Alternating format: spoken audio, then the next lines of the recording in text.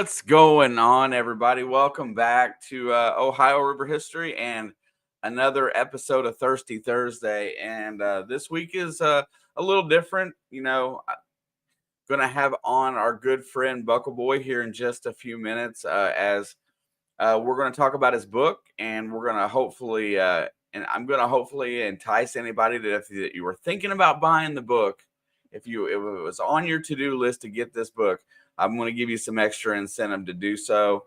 Anybody tonight that does purchase the book during this stream, I will be paying for your shipping and help get that out to you. So that'll be almost a 10% cost savings if you were to want the book. And also at the end of the day, we are going to give away a copy of the book as well. As my thanks to you guys for coming in here and supporting me. That is the way it is, the way it's always been around here.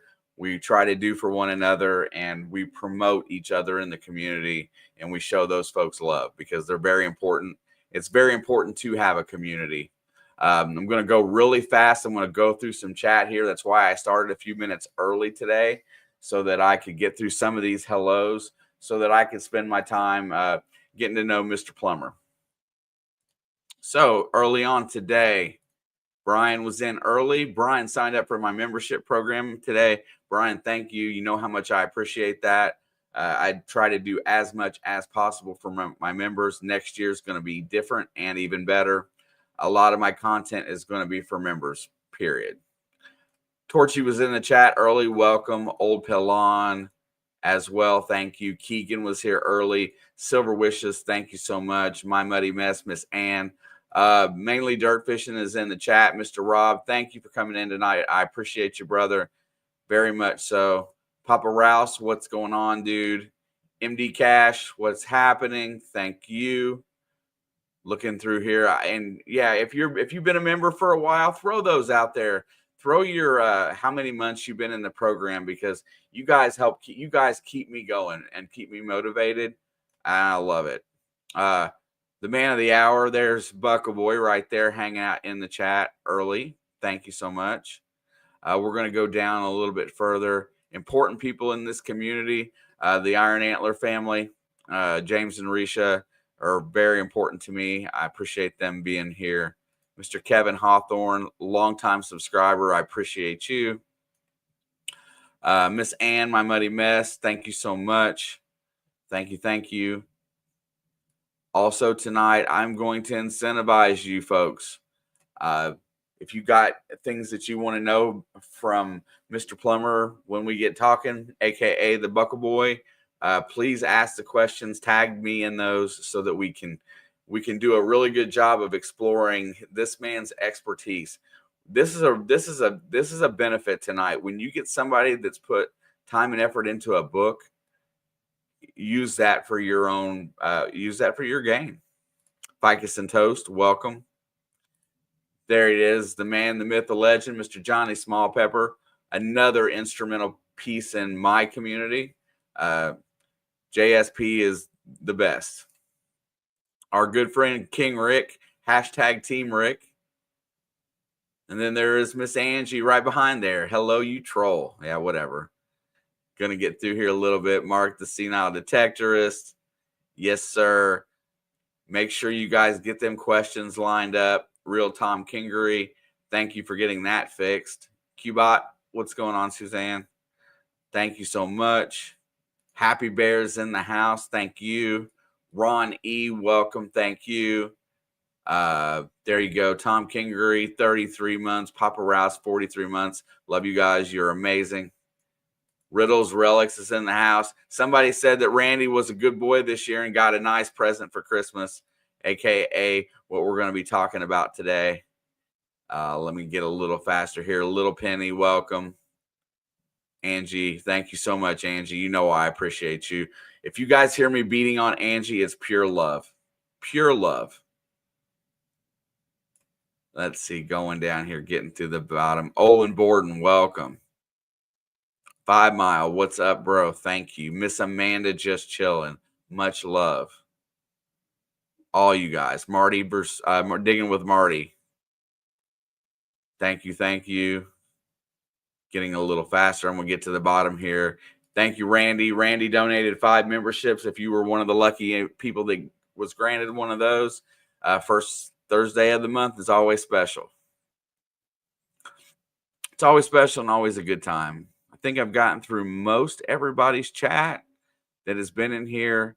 Like I said, be sure to, if you have a question, please, if something inspires you to ask a question, interaction is what I look for within the chat. Please throw something out there, because we definitely want to talk about it. Snowman Multimedia checking in, Mr. Brian. He has got one of the most intricate sports networks for somebody on YouTube. He's got a whole regime of folks. It's really cool how he does his business. You may not be a sports fan, but you'll like how he puts together his content. Getting through here, and I think we're at the bottom.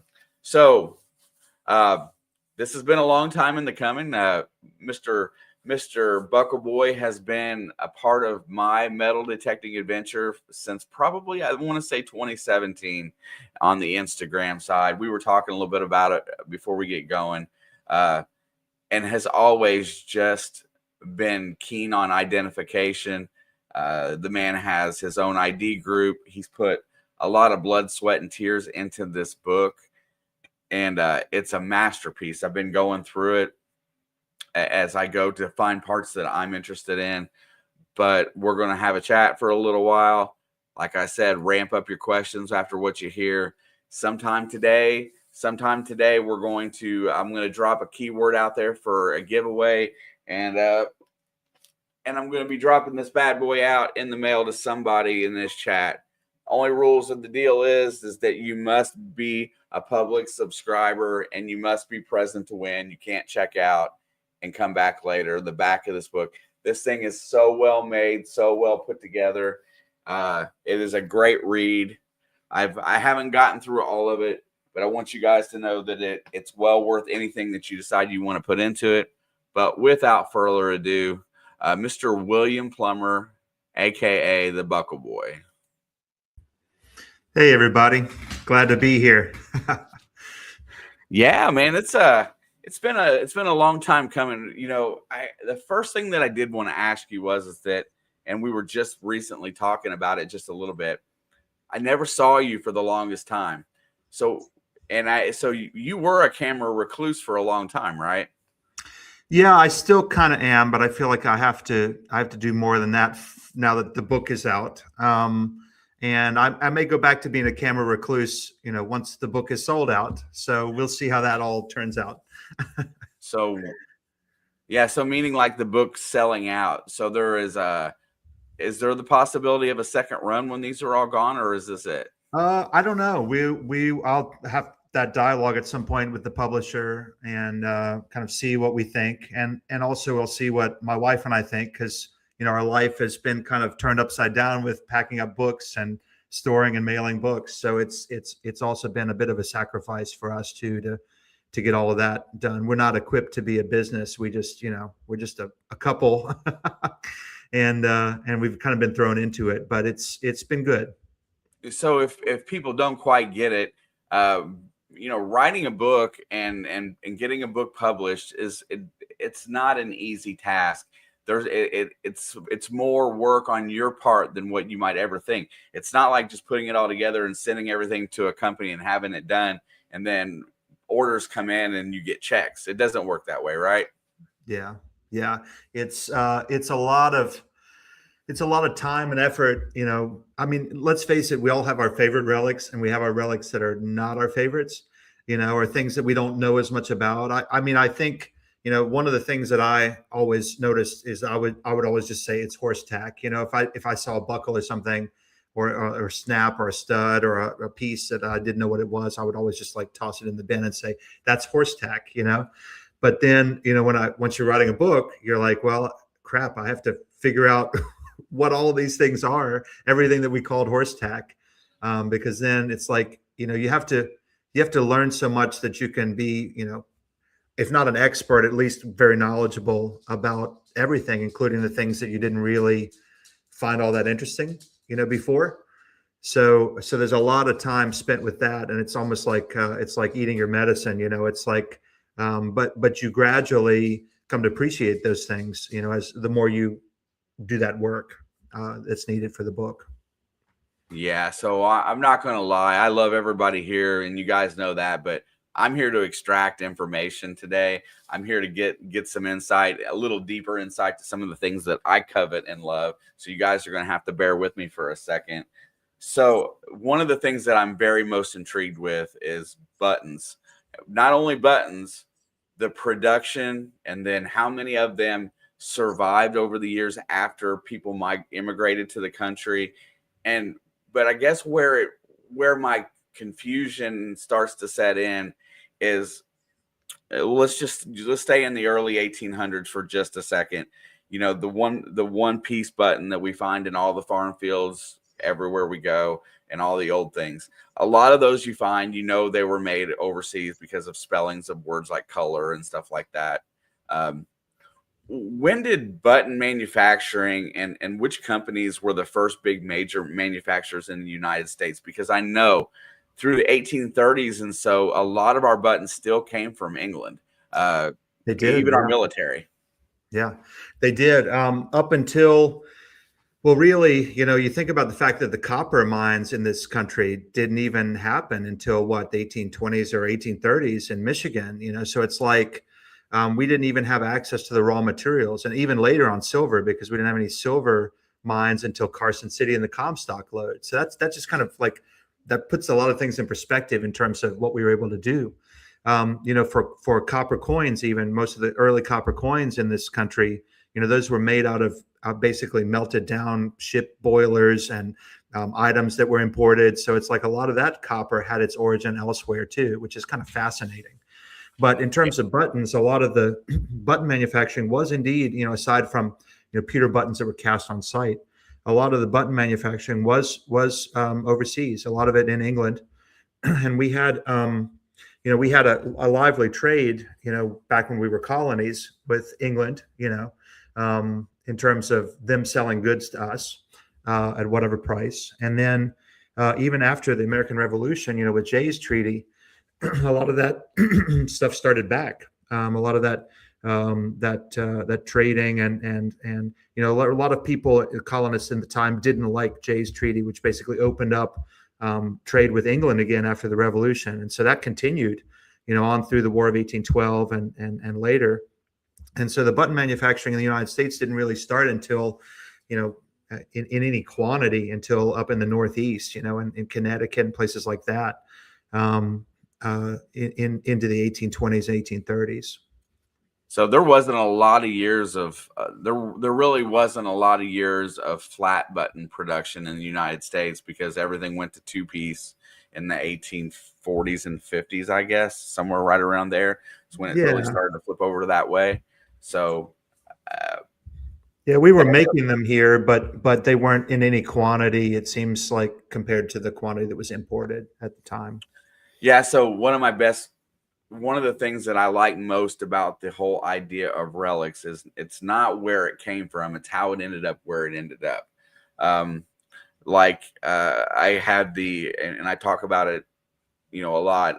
It's one of my favorite relics, but it's an iron skeleton key that the inside of the handle was worn so thin from being on a ring for so many years, and I know exactly where it came from, because who owned the house and was actually a War of 1812 Revolutionary War veteran. His name was George Buchanan, that had Wow. moved that had been moved out here by the U.S. government to take on Indians. Right, so I got a couple. So I know where it came from. I actually got the lock from the door of the original house too, because Fantastic.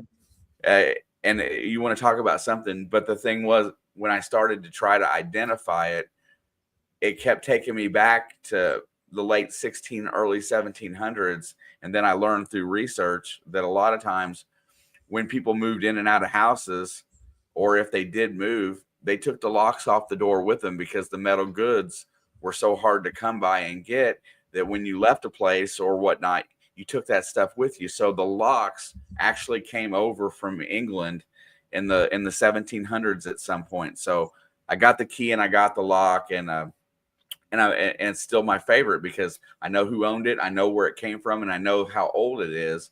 But I found it, in front of a house that's still standing, a stone house. So therefore, I kind of it brings it to life, right? History is what drives my whole interest in the hobby. What drove it? How did you get into metal detecting first and foremost? Well, I was a coin collector as a kid. As a very young kid, I was just fascinated by the past, and I understood. I remember at a pretty early age, from telling stories with the family and everything like that, how to think about the past, and so when I got to meet my mentor in the hobby, who the book is dedicated to, um, the parenting I think was a little different. Like in the '80s and early '90s, it seemed. They would just let me go off in the woods, with this guy all day on the weekends, and we dig up Civil War relics, But it was, I mean, the guy was really like a father figure to me, and so once I met him, and I saw all of his shoe boxes full of excavated coins, and silver coins and gold jewelry and stuff, I was just like blown away by it. And he had started metal detecting in 1969. So he was one of those guys that was, out on the Civil War battlefields first, digging cool stuff every time. And so, that really kind of changed my mind. I very quickly became instead of a coin hunter, I became, more open to the Civil War items because of the stories that he would tell. And he was really like an encyclopedia with his knowledge, especially for like our local county and the surrounding counties where I grew up. So he could say, the troops came down this road on this day, and somebody stopped here and probably sat on this rock and lost this, because they were so tired because they'd marched, 38 miles that day or whatever. And it was amazing, those types of stories. So I completely, I think that's a shared background here, between us in terms of the motivation for the hobby. Yeah, I love the fact that somebody was just passing on their knowledge. That's a great way. That was a great way we learned when we were kids. It's not so much now because I think Google has dominated how our kids learn. Patrick, yeah, the old Royer factory in Madison. I will show it at some point, but I got buttons from there and how they used to carve buttons out of the oyster shells. So keep it in mind one of the streams and ask again, and I'll break that out of my collection for you guys to see. But yeah, I got a bunch of that stuff too. Yeah, so you getting into the book, you found metal detecting as very young. The places that you hunt, there's a lot of stuff on the surface, so I'm assuming that weather dictates that. Um, Not to get into too much detail about your main stomping grounds, but kind of generalize what those areas are. I know they look like they're fields, farm fields now, but what was a lot of that back in the day, and why is there so much stuff there? A lot of them were plantations back in the day, and people think of a plantation and they think of a lot of things. I mean, it's kind of a loaded term too, but it wasn't just one big opulent home. It was all the houses, the quarter houses, all of the sheds, all of the barns, all of the workhouses, the overseer's house. It was sometimes also sculpted gardens or manicured lawns. Various buildings and sugar mill or cotton gin or whatever other work buildings were on the property. Probably also a stable or a barn to house 100 mules to till the soil. So there were a lot of different buildings associated with these complexes, and in most cases, almost all of them are gone now, and so the only thing that's left is just open fields. I gotcha. Randy says, with your book, I was able to identify a couple pieces that I thought were just like picture class, but found out that they were corset clips. There you go. That is the intent of this book. It is to help us as treasure hunters, give us another means of figuring out what things is other than the internet. And when you can go through a book and learn how to identify, it's a lot better than just scanning pictures on Google. You get knowledge with that. So Randy, thanks for the post, and that's another pat on the back for Mr. Buckleboy here. Yeah, So thanks so much.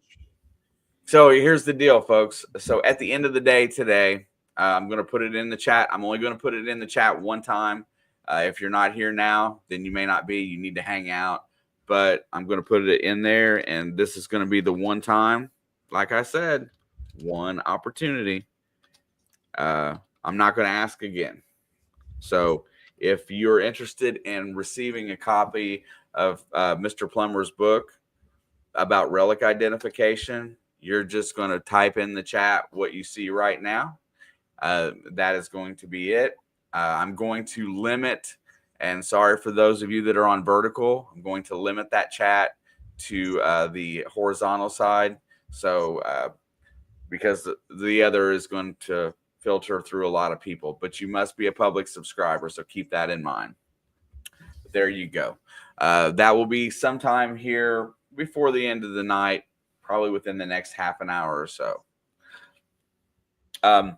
You know, the idea to create a book and do something for the community, which is noble, right? It's a good thing to want to. Metal detectorists back and when I was first starting out, and then that's the difference between then and now. We're very secretive, quiet, introverted people that stayed to themselves, didn't share, didn't talk. Now we got groups that come together to get better. What was the first inkling that you decided that you want to make a book? Why did what and how did it come about in your head? Well, first off, I'm still kind of that person. I wouldn't say secretive, but just like, introspective. I mean, that's really what the hobby is for me. It's like it's a chance to unwind, to relax, to have quiet and peacefulness and nature. So a lot of those things are kind of, they're opposite and contrary to, a lot of intense interaction with the community because, then you have to be a public face, you have to be a figure, you have to interact, you're visible and all of that. So I think in a lot of ways, I'm still kind of that type of person on the inside, but I also feel like, the book is kind of a labor of love because the amount of time and effort and energy, I mean, this is 4 years of work, and it's been, there've been times of easygoing work and times of really frustrating, difficult work to try to find answers to things. And the good news is that there are things, it puts all of well, the vast majority of our learning in this hobby, in a general sense, in one place. There are books that are dedicated to Civil War relics that are really good. There's specific books about buttons, Tice's book, Albert's book, so for those things, I made just kind of general comments because we already have really good books out there. So, how am I going to write a book that's better than Tice on buttons of the Civil War? No. But I'm going to write a book that covers everything, the vast majority of what you would ever dig in North America. And then all of that information is going to be in one place. And the reason why I wanted to do this is because we didn't have these books. My mentor, and I were, if he didn't know what it was and I didn't know what it was, then it just went into a box. And the story of it was never, ever told or revealed. And so, in those pre-internet days, it would have been impossible to write a book like this because you wouldn't have had access to the people who collect China dolls, the people who collect marbles, the people who collect trade weights. And, like you can just reach out now. It's so much easier to find the answers to things that you wanted to know. So I felt like I wanted to write a book for our hobby that was the type of book that I wish I'd had when I started the hobby back in the late 80s and early 90s. Yeah, so you started really young, and that's really cool. What was when you first? I mean, I know you were probably since you were mentored by somebody else. What was your first good purchase of a metal detector, and then lead that into what do you like to use today? What brand or where your affiliations lie? How did that work out? Well, my mentor and I would talk about, metal detectors. He used compass detectors back in the day, with an analog meter. So he would sweep over it and the meter would go over, and I used some of those in the early days, out digging with him before I bought a machine because he had a couple of old compass detectors. And so he just kept saying, this Fisher 1266, I think it's probably a pretty good machine. So I got one, and indeed, it was really noisy and really sensitive, but that's for some point something megahertz. I mean, that was a deep detector for big iron, for cannonballs, shell fragments, for buckles and plates. So that was a good relic machine for its day. So that's really what got me started, and I think I bought that machine in 1991. Wow. Yeah. So, the one thing I know about Fisher machines and going through my time is it seems like some brand of metal detectors, and you just kind of hit on it there a little bit. Some brands I found when I was out with it, I found a lot of nickels with the Fisher. It seemed like it was a nickel magnet. I don't know Mhm. what made a nickel signal stand out so much with the Fisher back then. A little different than what they are now, but some machines were really good. And so I guess I would call that a relic signal, right? Somewhere down in that Mhm. range. Um, it's just such an interesting hobby. How did you where did you get, I mean, and I know you're in your area, but how did you get into research and history, and how did you learn to find new places to go metal detect? I mean, I know everybody's got their favorite map sites and how they read and research. What do you do? Well, I don't want to give too much away, but I do think that I mean, the hobby is a hobby of diminishing returns, right? So the stuff that's in the ground is limited. And that being said, like, there's still amazing finds made every week, every day, and so forth, and there will be for the foreseeable future. But I do think that our hobby is always changing, and I think that the idea of, like, even digging a hut in a Civil War site, that's not an original idea from the 50s or 60s back in those days, so much as it is later on. So there's the idea of map overlays and so forth. I started using map overlays, I guess, in the mid 2000s, and one of the things that I started to notice after a while was that people had already been to the spots that were on the maps. So I just decided that I didn't want to hit spots that other people had hit, and that I would have to find a better method for locating those. So I just want to say, we live in an age, I think, of where it's easy to get lazy, and by lazy I mean the detectors, the advancements in detectors seem to give us every reason to not dig a signal, because they want us to be able to discern, whether it's a diggable signal or not a diggable signal. Where, well, an iron key is a diggable signal. We were talking earlier before the show about it, and I think um, there's a certain amount of and I don't want to say it just makes it easier to be lazier. I'm not saying that we're lazy, but it just makes it easier to be lazy. The internet, by its very nature, makes it easier to be lazy in this hobby, because you have the impression that you can just search anything and you can find a site on Google. Well, I think, as an armchair treasure hunter searching on Google, wearing down the keyboard with your fingers, I think you're going to find that the spots that are out there that are already you have access to because something's been digitized are the spots that everybody's been to, or that other Right. people, at least other people, have seen.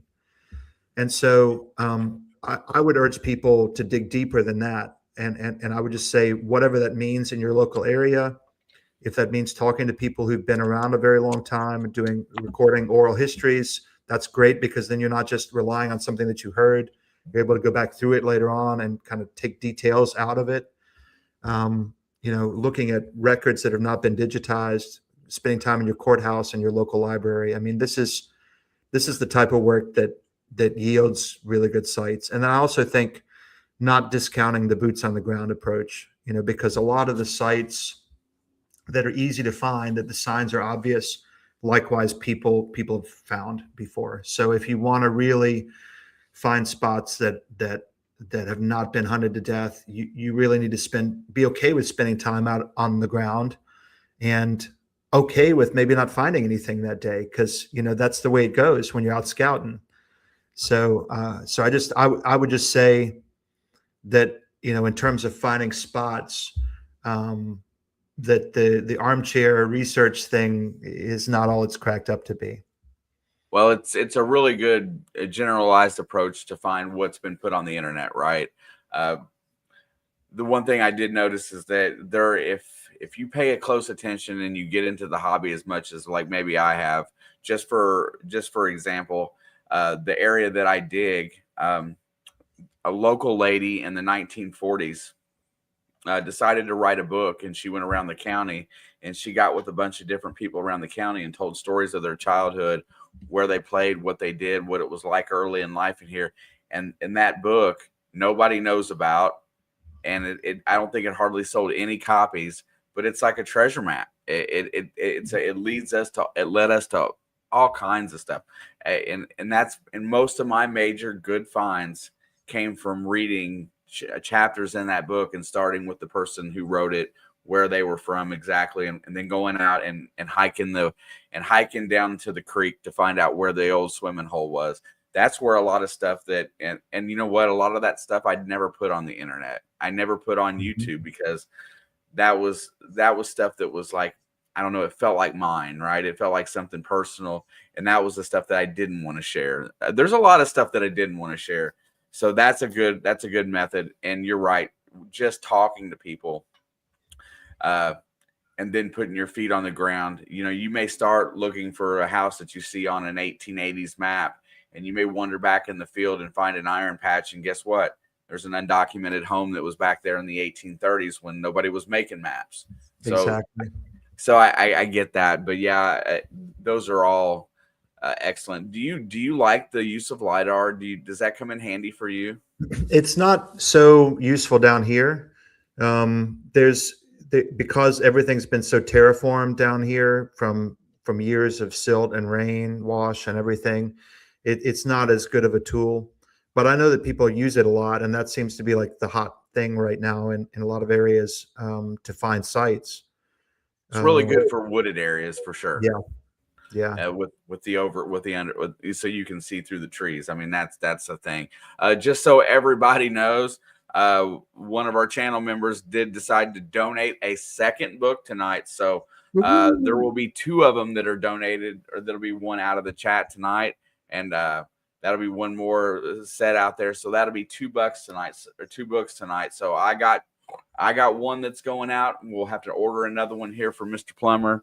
And then as soon as, but if anybody, before we go any further into tonight, why don't you put your information out there if somebody wants to order a book, how they're going to go about doing it, and so that everybody knows, and that we can monitor that to find out how much money you guys can make me pay in shipping. Well, I did send you a QR code on Facebook Messenger. I don't know if you have access to that fairly easily, but that Sure. could be a graphic that you could share. It'd be a nice, easy way for people to be able to screenshot that, or and then we could kind of monitor that, Sure. because that would route everything through PayPal. So, like I said, tonight, we're gonna go. The stream will end sometime just after 10, more than likely. Anything that is ordered by 10:30, uh, I'm taking care of anybody's shipping on this deal. Let me see if I can get this up right now. And while you're doing that, I just wanted to say to your viewers, I would challenge people to find an old newspaper that was out of their town or out of a nearby town, to go take that into go see that on microfilm, and just pick a random year, in the 1800s or early 1900s, and do some reading there. Yeah, if you could enlarge that, maybe if you can click that to enlarge it. Um, But at any rate, uh, there we go. So yeah, and if people were to go, like, just choose a random year and just start reading an old newspaper on microfilm that's not been digitized or put on the internet, everything is gonna scream sights to you. I mean, you can't do that without thinking, oh my gosh, there was a house there was a swimming hole there was a path or a trail or a stopping point or a meeting ground or a fairground or something, a church picnic area or picnic grove. I mean, there's so much stuff in those old newspapers. I would just challenge people to do that, and they'll find that if they can find any of those spots, then their hunting is going to really increase. I really think that just telling people that, because there's a lot of detectorists in here, and then there's a lot of people that like to watch metal detecting on YouTube in here as well. I think the thing is that we just can't be sheep. We got to start thinking outside the box, because he's absolutely correct that yeah, that's Eastern time, Vienna. But it's one of those things that these plentiful sites are not going to be here forever, and we've got to find new places to dig. I'm sure everybody in their area runs into a stale time period, and they have to go back to the old faithfuls to dig stuff up, because they're not getting into new sites. So thinking outside the box is real important for this, especially going forward, especially in this country that doesn't have the long heritage like England has, of thousands of years of people bringing gold hoards and stuff through there. It makes me sick just thinking about how much good stuff they get to find. Going to Yeah. leave the QR code up for a little while, so I'm definitely challenging you guys. Hit me up. This is my Christmas gift to you guys, so, or at least one of them. I got more stuff on Christmas, but that's another story. I got all the shipping tonight, so if you order a book from Mr. William here, he's going to tell me at the end of the night, and I'm going to send him over some money for shipping. So please take advantage of it. It's a pretty nice discount from considering the cost of the book. So please, please, please. Yeah, I guess Johnny, we thank should you tell for them how much donating. the book is. What's that? I guess we should tell them how much the book is. I believe it's $78, correct? Yeah, it's $79 per copy. So if you all want to purchase one, the shipping on it's $10. So thanks, Shane, for being willing to do that. That's a really cool partnership there, and really great for your channel members and viewers. Yeah, so be sure to hit him up. We're going to leave it up as we talk a little bit. I might drop it and bring it back up again here in a little while, because I would rather kind of have a full screen look and get to see how somebody says when they talk. So anyway, if you haven't scanned it yet, I'm going to drop it down for a little while, and we'll put it back up here in a bit. So that is, well, I mean, I'm kind of skipping ahead here a little bit, but after just having that conversation, what do you think the future of metal detecting really holds for people in the United States? What's going to be the next thing, right? Because everybody's doing a pretty good job of research. We're finding a lot of places to dig.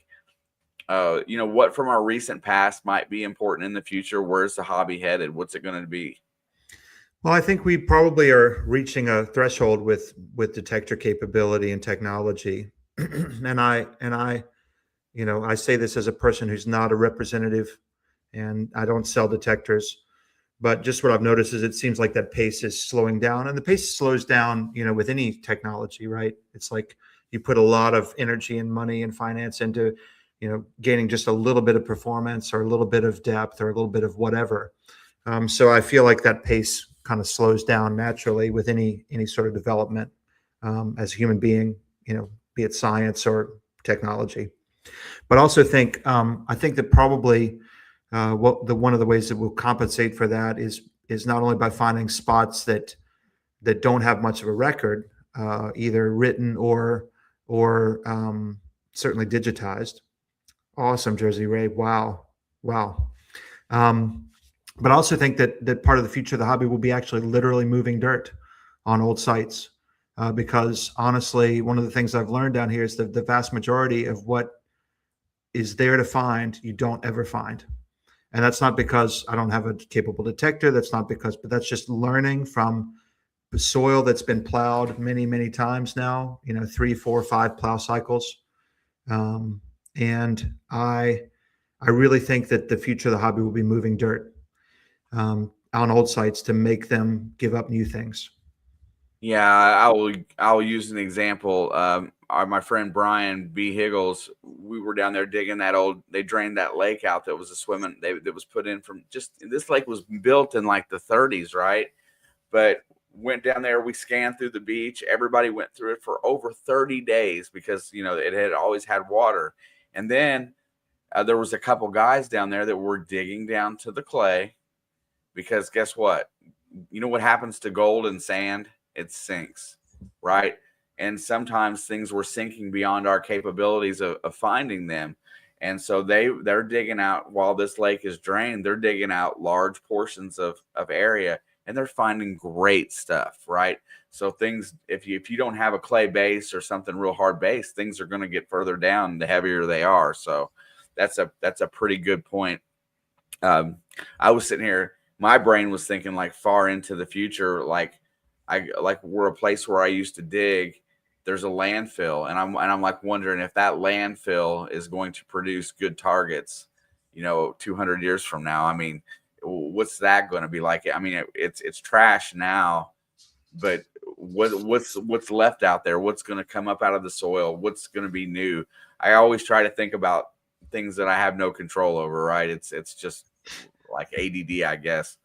But Well, it's I definitely think fun. those voices, like we tend to have a soundtrack running, like when we dig, at least I know I do. Probably other people are similar, but I'm always thinking, should I swing more over this direction? Should I walk towards that tree? Should I come back and hit this area more? Do I need to go someplace else? And like it's weird because sometimes that inner monologue can be kind of bad for us, because sometimes I want to do a special at some point on the psychology of the hobby, because I think that's really important. It's why a lot of newbies get frustrated. It's why a lot of old folks think that they know everything. And one of the things that I've learned is that you just never learn it all. And so I think with those inner dialogues, sometimes we think, oh, I didn't find anything in the last half hour, so I got to quit, or I got to change something. And sometimes it takes more than a half an hour to figure that out. So it's kind of interesting how that dialogue, sometimes it helps us and sometimes it hurts us. uh, just talking about detectorists as individuals, swing styles. The guy I did most of my digging with before he moved was Kurt, and he is hardcore looking for the silver coin. That's his jam, right? He's been through the CTX 3030 and all the old Mine Lab stuff, and he kept all those detectors. And he's always out looking for the coins. But when we go digging, especially when we would go door knocking, I'd always have the better finds for the day, because I'm not afraid to dig a scratchy signal that's close to iron. I get more holes dug, I dig more targets, and he likes to find point and just try to find the coins. So for me, going out digging with him was a blast. I get my chance on half the property first, to not miss the silver coin before he would come over, and we'd switch in the afternoons, like, so to speak. But I always dug the cool relics, right? Those were always the things that I was interested in. So that but swing style is important, and I noticed that some people that are very good don't hear things the same way, especially with different types of equipment. So if you've got a Mine Lab Equinox 800 and a Nocta Legend, and you go out and dig, different things sound differently on each of those, and both of them have high points to going out digging. So if you think a spot's run stale, take a different detector out there and Definitely. really listen. Yeah. So Every one that I dig with has a different machine. And I think that's really important, when you're on the same site, to just have, something to compare. One of the crazy things is, depending on the amount of iron in your site, even a coin is not going to sound good. We've had coins that were even on top of the ground washed out, that none of the detectors that we had. And I mean, I won't shame the models, because it's really not shaming, because nobody could pick it up. But for everybody, it was a null, because it was over top of iron that was so big that we couldn't hear it. So I think people tend to overestimate, just the same way that people overestimate the age of things. Like, all my sites from the 1800 or 1700, but it's really actually from 1850, but we just, like, because we always tend to, like, overestimate. I think the same thing's true of thinking about how good our detectors are, because we've invested the money, so we want to think that it's the best. And right. so I think that, it's actually, with everything that I've seen, it's a miracle that we find what we do. We walk out into vast fields and go hunting for spots that don't have hardly any record that they're wherever they are, and we hope to come across something with a little, sweeping all this acreage with, like, a little 8-inch search coil. It's amazing. Yeah, there's a lot of ground underneath that coil, and you know what, and you know just as well as I do that if there's any variance in your swing, you might go over that magical coin, right? I mean, Mhm. or that you're looking for, and then you might not focus that area as much, which could have been a hot spot. I mean, just slight deviations from a good pattern, you can get off kilter and you can miss a lot of things. That's why it's fun to hunt with somebody else, because you can kind of work together a little bit to find what you think is the honey hole of the area, and then focus on it. Um, what is your favorite thing to find? What is it that whenever you find something in the wild that it just gets you excited? Because there's so many beautiful relics in this book and so many things that you found. I want to know what kind of lights your fire a little bit. I like to find something that I've never dug, and it could be something that's completely normal. I mean, it completely, not even. It could be something that other people have dug that's not uncommon. But if I've never dug one, that really gets me going. Any token. I just love tokens because it seems like every token I find is different. So when I get a token, I automatically know that I'm going to have fun, looking that up, researching that, figuring out what it is after the fact. So there's like an extra added level of enjoyment once I bring the find home and clean it and ID it. What really fires me up is to see something that I don't know what it is and I've never seen one. And that happens a fair amount because it's almost endless, the amount of stuff that's in the ground. So I really like when I see something like that. It really, I feel a big drive to try to figure out what it is, no matter what it is. So when I sent you that little small slide buckle and you saw the four eagles on it, one on each corner of it, what I just curious to what your first thought was when you saw that, because I've been beating myself to death trying to figure out where that exactly came from. I mean, and the eagle kind of gets me in that 1830s range, 1850s, Yeah. because it's got the little bit of the turkey neck. But I, Yep. I I never really got your thoughts on that. Yeah.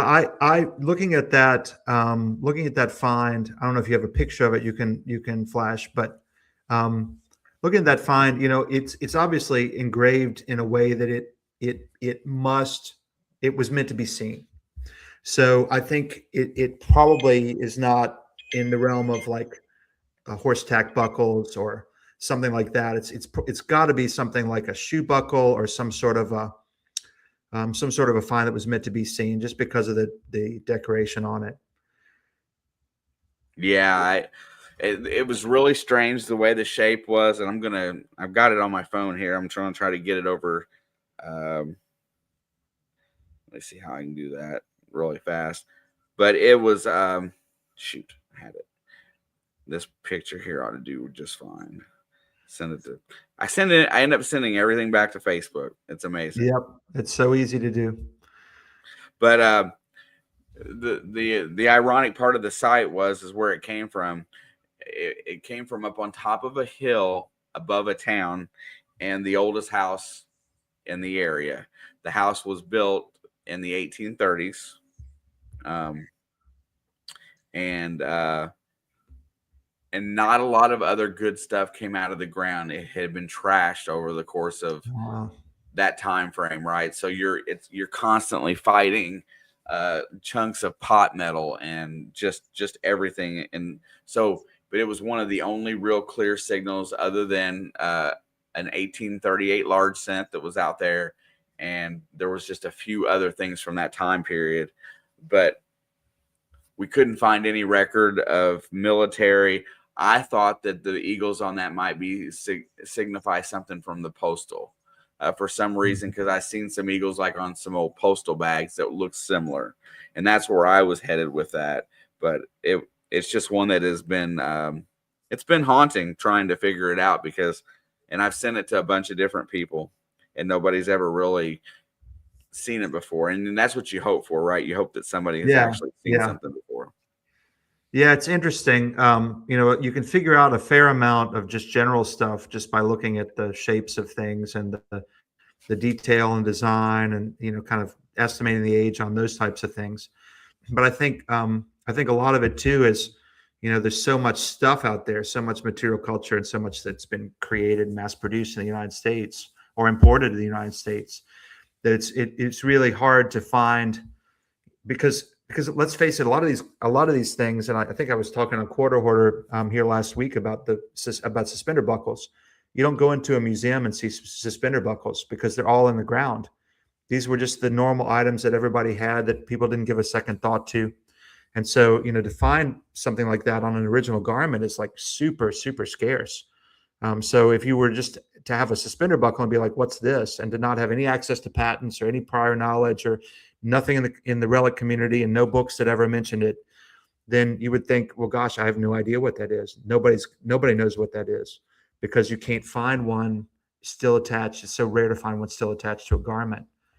So I have a hunch that it's probably a similar way with this.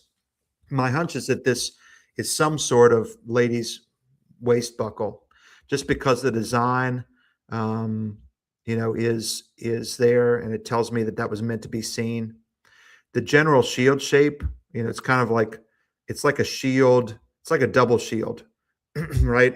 And I've got some of these ladies' waist buckles in my book that have, like if you were to take the lobes off of either side and the lobes off the bottom, then you'd have a shield. And that kind of shield shape, is kind of like to weave the fabric through as a tensioner, would work for that application. It wouldn't have to be a two-piece buckle or anything. And there's similar ones that had a swiveling bar, that were made with little flanges on the back that held the swiveling bar and the two tines, as opposed to those slots. So that's my hunch as to what that is, and in which case it would be like 1840s, 50s, somewhere around in there.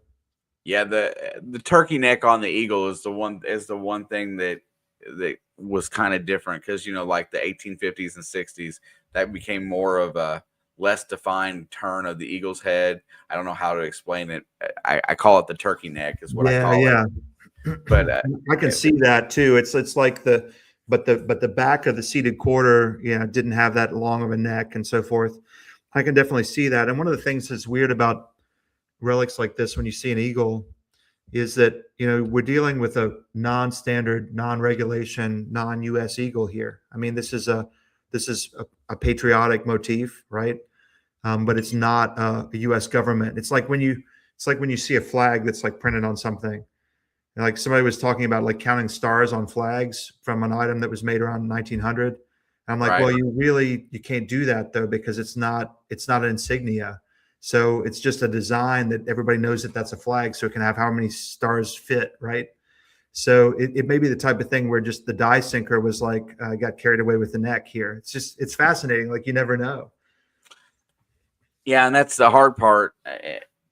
The other thing is that, and we were talking a little bit about, buckle design and really trying to pinpoint, I don't know, range of wealth of the person that wore it, or how it was used, whether it was more utility than it was fashion. And then, of course, of over the years, the whole the difference in buckles from different countries, and the way they were manufactured and stuff. It's really not an easy thing to positively always identify an old buckle. Yeah. Yeah. So many variables, just like everything we do. It's just like, it's insanity to try to tease it all out.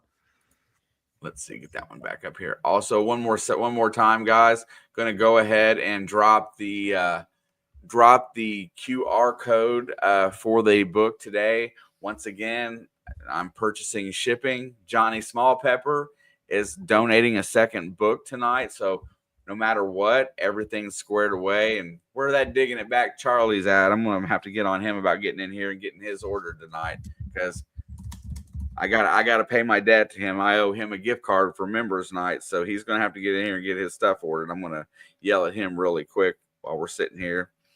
But what as far as lead and bullets go, as far as the different types, how big is your collection of Civil War bullets? And tell me something I don't know about artillery and stuff back in the day. Something that may be little known, maybe before these bullets were made. I don't know. Come up with something. Give me a fact that I might not know. Okay.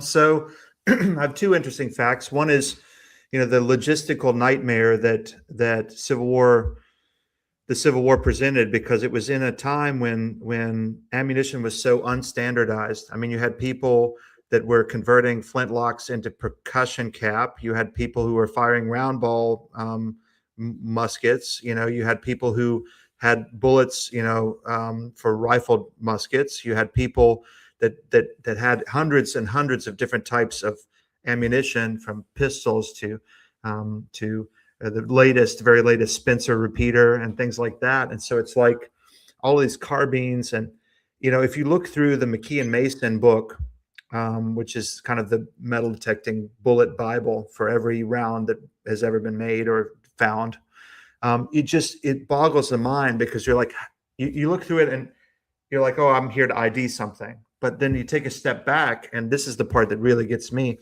How in the world did they supply all of these? I mean, how in the world, to troops that were fighting across a vast area of the country, how in the world did they supply the cartridges needed for all of these different weapons? I mean, some of them were cartridges, some of them were, like pistol bullets and so forth. And, obviously some of these things were cast on site in molds. But for the ones that weren't, it blows my mind to think what a logistical nightmare that would have been. How many of these weapons would have not been serviceable in a pinch because they didn't have what they needed in terms of projectiles? It blows my mind. The other thing that I would add is that a lot of people fail to recognize pinfire ammunition, which is kind of a precursor to the center fires that we see. There was some rim fires that we see later on in the 1800s, but the pin fires are early, and they literally have a little pin that comes out of the side of the cartridge. And so when you find those, you've got a pretty scarce early bullet. Are they worth amazing amounts of money? No, but I always think they're interesting because they're a transitional bullet there that didn't last very long. People found a better way to do it, with a center fire cartridge, like a shotgun head stamp and so forth, like we have today. Do you ever get much opportunity to research and take trips to go metal detecting, or do you just kind of hang out in your own area? Well, I do a fair amount of driving. I've got about 80,000 acres of permissions across 5 different parishes. Our parishes down here are like counties elsewhere. So I do a ton of driving, and part of that is because I'm always after specific spots that I found in my research. So I will get into a certain area and start door knocking and asking permission and trying to narrow down where something is. And that generally results in more permissions. So I end up with a pocket of permissions, that's however many acres wide and long, usually consecutive properties, because I'm after one specific thing. I think I won't go after it unless I have a pretty darn good idea of where it is, because I don't like to spend all my time driving instead of digging. So. Yeah, that's the thing, is that I got into the habit of specifically researching areas and then going there to dig. And it's funny that, the ground is different everywhere.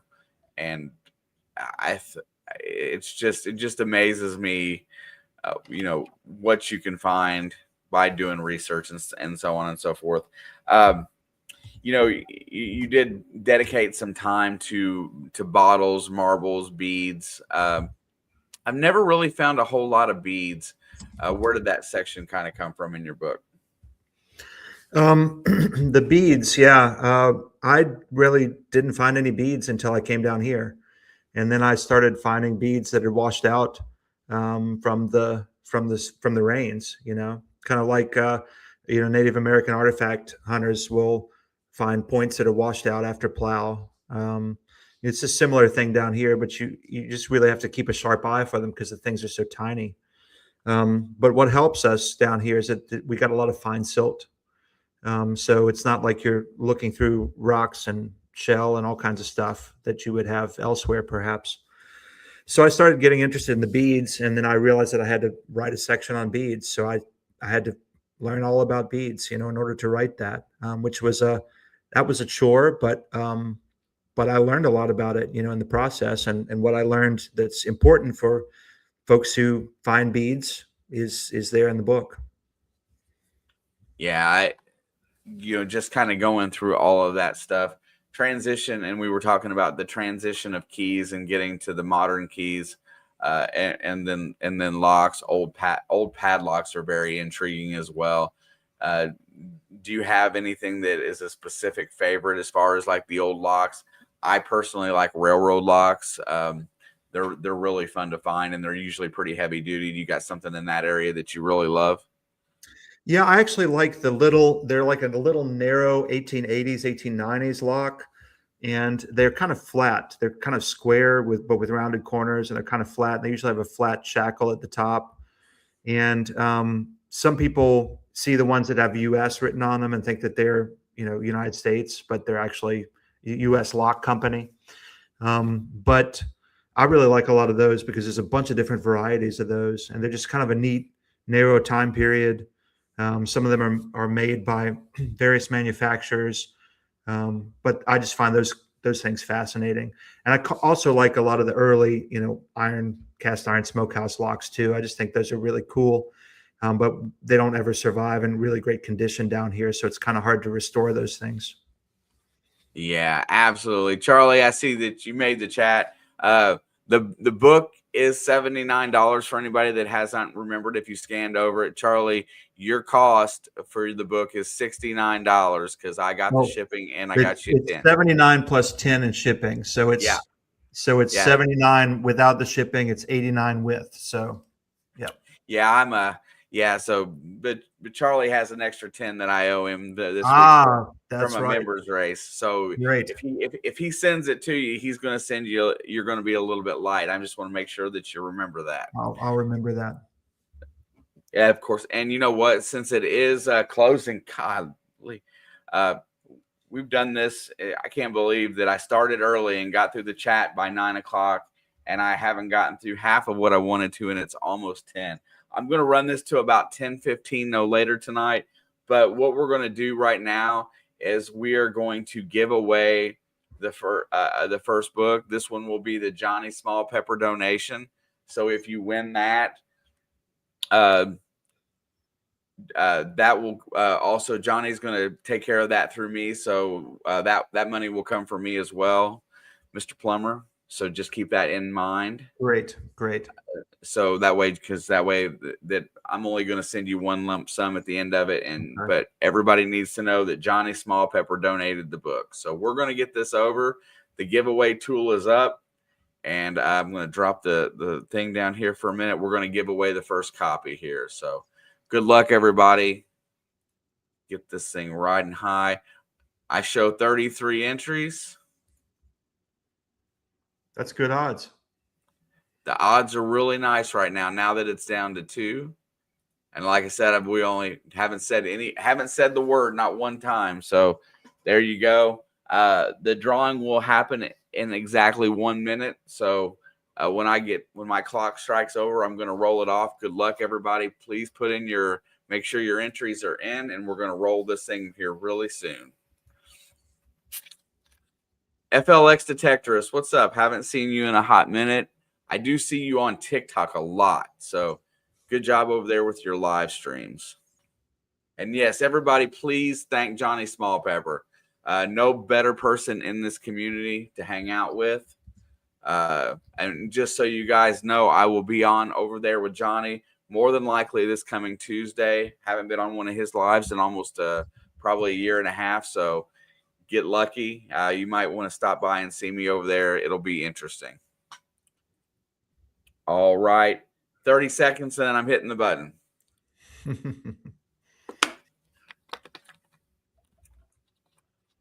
I'm excited to see who's going to win this bad boy because it is such a great book. There's my other good friend right there, Mr. Tim, Illinois Digger. How you doing, Tim? My friend? Hey, I wanted to tell you that I sent you a message a while back, and and maybe you got a different phone number or you didn't respond to me. So my feelings are absolutely crushed. All right. Good luck, everybody. I would if I had some I got some Carolina Reapers right, but I don't know that that's what this was about. This was going to be probably about a YouTube chat. But here we go. 3, 2, 1, go. Good luck.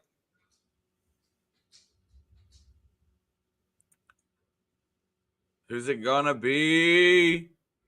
Well, now I'm gonna tell you, Randy, are you still here? First and foremost.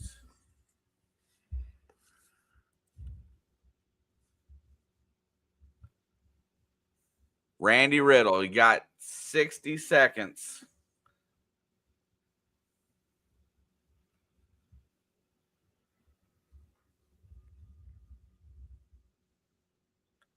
Na, na, na, na, na, na. One of the things I've noticed is that a lot of the people who have bought a book have come back and bought a second or even a third copy. That's what I was going to ask, me a because I'm lot, not you sure. know. So that's really great to see. It's kind of humbling. So thanks to everybody that's done that. It's really good karma, right? I mean, you know, somebody that chipped in and got something, and then they win another one. Randy's been very generous on my channel as far as donations go. 30 seconds. But a second copy might make something really nice. Mm-hmm. Angie, thank you. Definitely want to thank. You go by Will, right? William. Yeah, you go by Yeah. William. Yeah, Yeah. we want to thank William for being here tonight with us. It's an absolute blast. And Johnny's one of my better friends in here. And thank you for the compliment. Okay. Looks like it's got 3, 2, 1. Okay, we're gonna re-roll this again. I bet Randy's at work. But he's already got a copy, so maybe somebody new. 3, 2, 1, go. Got an extra opportunity. Good luck again. Who's it gonna be? I love it that I see it. Oh, Grandma Kelly. Oh, great. Grandma Kelly, you're still here, I hope. I know I saw your name go by in the chat earlier, but I didn't see you chat. Yeah, you got to answer, Miss Patty. That's the whole point. Is that, I mean, I know you're taggable and still in the chat. There she is. There, Miss Grandma Kelly. Great. So how this is going to work, Grandma Kelly, I just need you to send your information to William here so that he'll have it, and then the finances will be taken care of, and he will send you a book. I'm going to drop my email here in the chat, Grandma Kelly, and you can just email me there, buckleboymetaldetecting@gmail.com.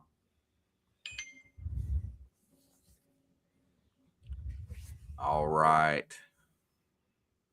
But congratulations. And let me go back and say that there's not many people that is as deserving as Grandma Kelly. She's been a spectacular community member for all of us. I like how we're all intertwined a little bit.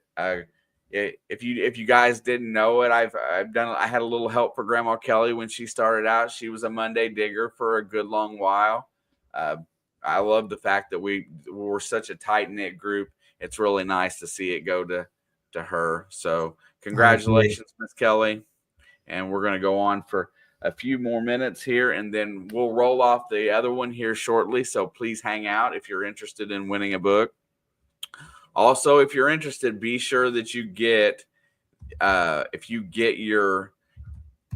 order in today if you want the shipping discount. So make sure, Charlie, that you get your order in. You're $20 off, just you, but make sure that happens so that we get that going. Because I do want to pay shipping for several of y'all if I can manage that tonight.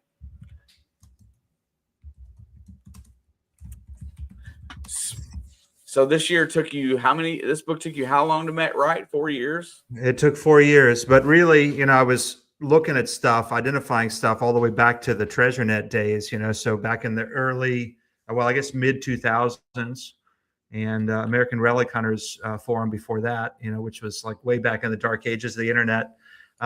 So, it's been a lot of walking through museums and looking at fittings and clasps and fixtures and brass hardware on chests of drawers and things like that. Like every every single time I'm in a museum, like I'm not just like reading the stuff about the historical events. I'm like looking at the items and saying, would that have ended up in the ground? So there's a lot of that decades of that in preparation of this book. Yeah, plenty of intrigue. I vacationed down in your area a few times now, kind of not specifically your area, but close. Um, have you been through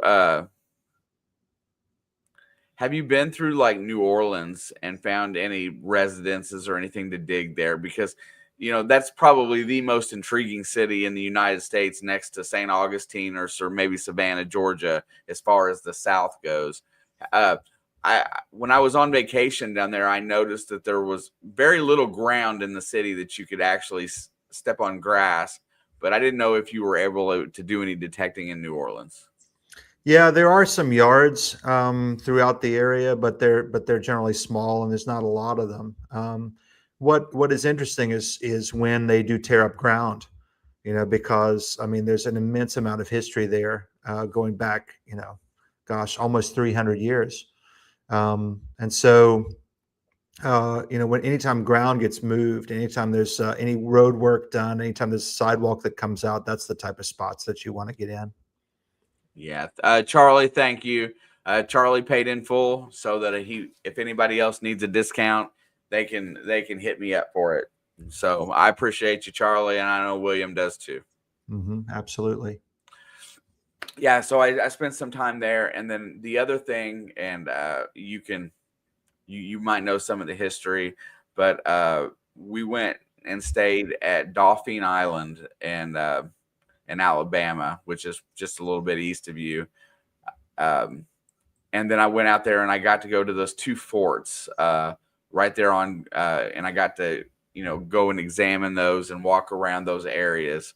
Those two forts played, I think they used that to send bombs out at French ships, if I'm not mistaken, that were coming in. And I don't know all the details of it, but I can't think of the name of both of them, because Gaines is one of them, and I can't remember the other one that's in Alabama as well.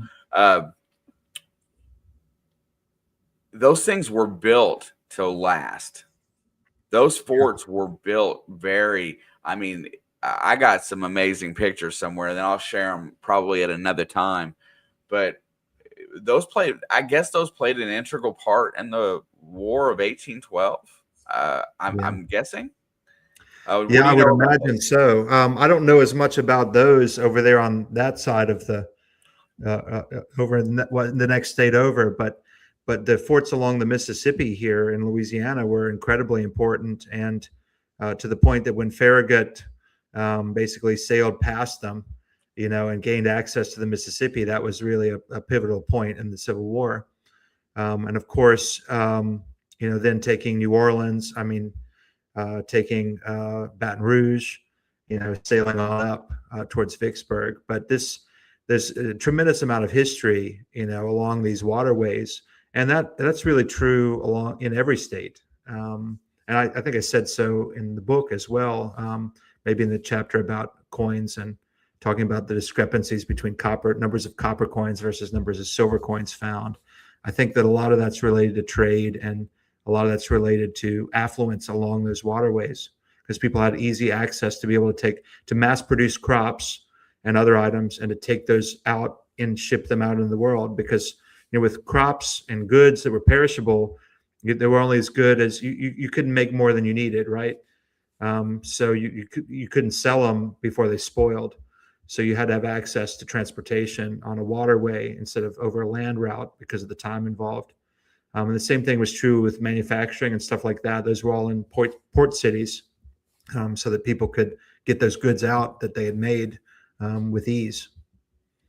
Yeah. So, and then talking about that a little bit more is that, and I think it was this last year that we had a tremendous water level decrease in the Mississippi, and a lot of things were uncovered along the riverbanks down there. Did you get a chance I've never seen you do riverbank hunting. Have you gotten any did you get any opportunity when the Mississippi was down to I do any of wanted that? to, but I didn't do it here a while back. We had a really dry summer and it was so crazy low. And I did not get a chance to do that, unfortunately. I wished I had. Angie from Angie and Rick wants to know if you're going to be going to Florida Hunt 11. I'm a little bit of a recluse when it comes to organized hunts, so probably not. But I'll be there in spirit. Be there in spirit, absolutely. That's another thing there altogether. Yeah, guys, we'll be talking about Florida Hunt 11 coming up here in the next couple weeks. I'm going to do some promotion for Greg and help him out a little bit to put that together just a little bit harder. Christmas is going to be nice around here. Working on a couple of things for Christmas, so I will be in here Christmas night as well, just so everybody has a place to hang out and maybe get a last second gift, something really special. I do have a metal detector that's going out that night for you all that was donated by B. Higgles, and I'm working on another one from I wouldn't call them a sponsor, but I would call them somebody that's a channel supporter. So keep that in mind as we go forward. I want to go ahead and draw this last winner because I know not everybody stays up as late as I do, because I'll be up until probably 2 o'clock in the morning playing some video games tonight if it works out right. But I'm going to go ahead and get it loaded up, get it ready to draw out for another winner.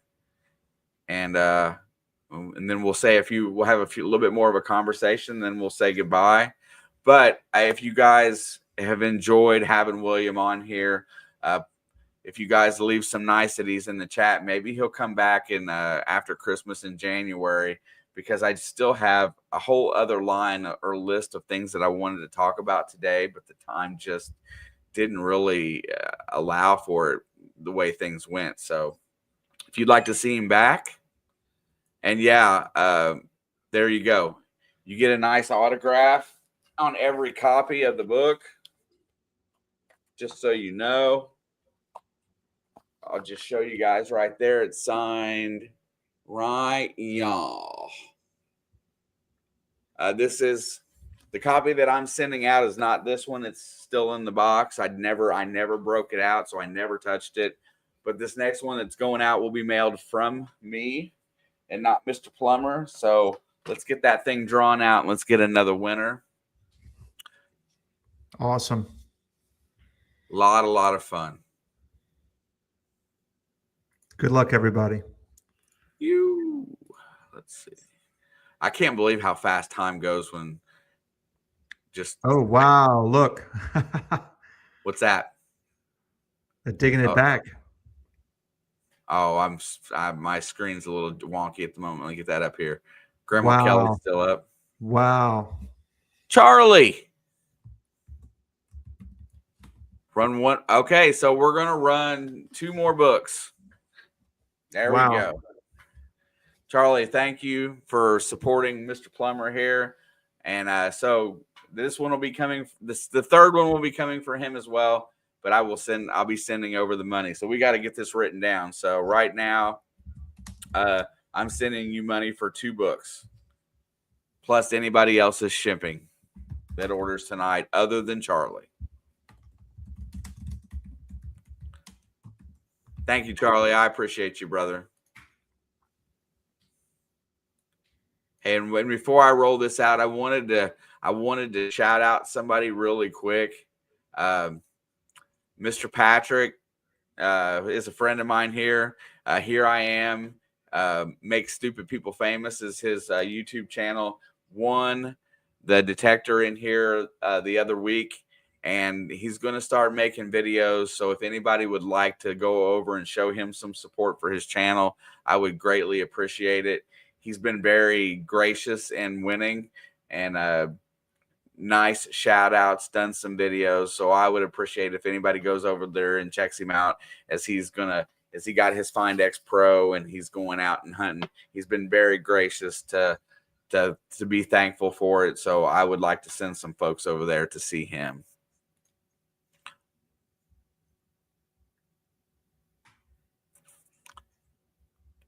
Yeah, Relic. He could sell a bunch of books at Dig Stock, but I don't think he wants to go. Yeah, yeah, it's all at cost and time, and I'm just like, I don't know if I can afford the cost and time away, you know? Like, I wish I was retired, then I would be there, right? You know? Um, Retirement sounds like such a good time because I know I'd get to dig a lot more. oh, I know, I just think about it all the time. Do you know I just to get I get on my 401k and I look at my investments once a month, and I've already got a number set that I can semi-retire, and just semi-retire is perfect.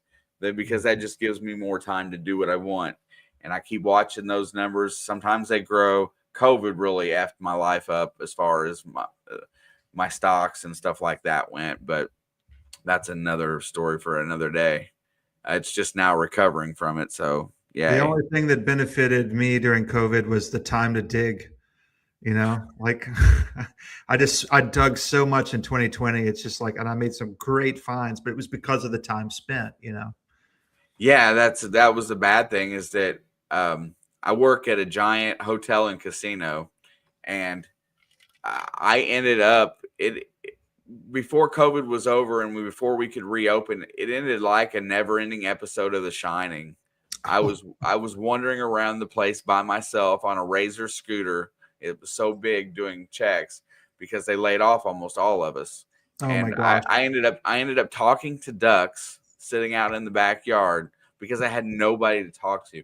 I didn't realize how bad it was to be by myself. Wow. All right, Wow. good luck, folks. I'm gonna draw this thing out here in 2 seconds. Yep, actually, time again. We're gonna draw two this time. So everybody, good luck. I hope you win. This one's coming from me, and here we go. 3, 2, 1, go.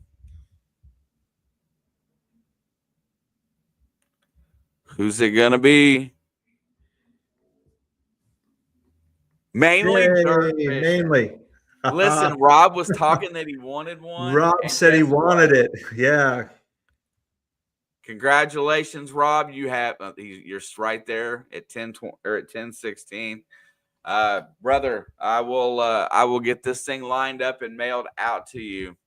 So congratulations, Rob. I know you're still here because you just chatted, and I cannot believe that you won because of how much you said you wanted it. Usually that's the people that lose.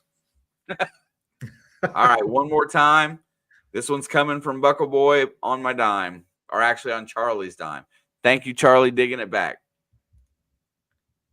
Thank you, Charlie. 3, 2, 1. Who's it going to be? Happy Bears.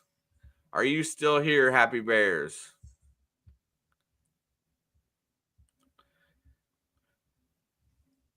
We're getting ready. I'm going to set the clock up. We'll start the clock here soon.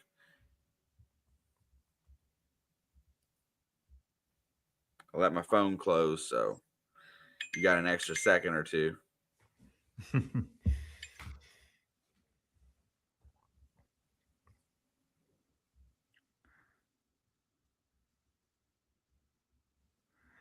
Yeah, yeah. Rob said he used to help me with gas money. Yeah, Rob was a channel member of mine on my channel for quite a long time, and I really appreciated that, Rob. Yeah, thanks so much. All right, clock is started. Oh, he's right there. Great. By the time I found the clock, so everybody needs to get your information over to William. Charlie's already ordered, so Rob, I'm taking care of.